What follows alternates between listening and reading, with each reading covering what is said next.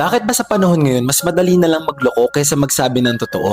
Bakit ba umaabot sa punto na kailangan pa natin magsinungaling sa mga partners natin? Bakit ba kailangan nagloloko pa tayo bago tayo umalis sa isang relasyon?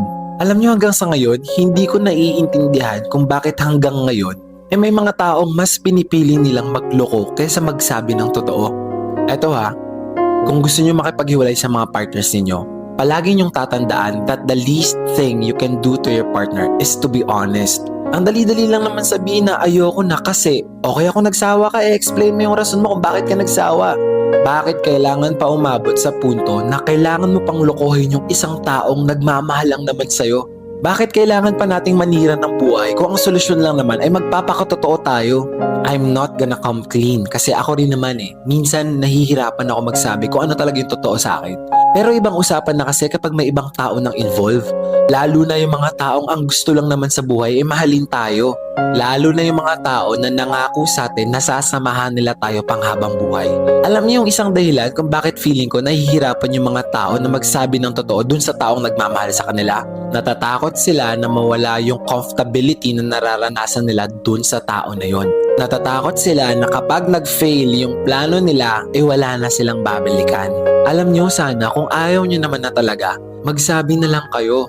Huwag na kayo manggamit ng tao para sa sarili nyong kapakanan. Huwag nyo nang ipilit yung relasyon kung hindi nyo naman na kayang isustain. At hayaan ninyo na makalaya yung tao na ang intensyon lang naman sa inyo ay mahalin kayo. Yun na siguro yung pinakamasamang bagay na gagawin mo dito sa mundo. Yung abusuhin yung isang taong wala namang masamang intensyon sa'yo. Kaya kayo sa lahat ng mga nanonood, please lang huwag nyo nang gayahin. Please lang huwag kayo maging selfish. Kasi in between sa inyong dalawa, hindi lang naman kasi ikaw yung taong may pakiramdam. Hindi lang ikaw yung taong nasasaktan. I really feel sorry para sa mga taong nagmahal. Tapos in the end, ang kapalit niloko lang naman sila. You should always remember na hindi lang yan ang taong may kayang magmahal sa'yo. Kaya huwag kang magtiis. Hayaan mo at pakawalan mo yung mga taong sisira lang naman ng pagkatao mo. Sisira ng tiwala mo, sisira ng peace of mind mo, at sisira ng paniniwala mo sa pagmamahal. At sana huwag kayong mapagod magmahal ulit.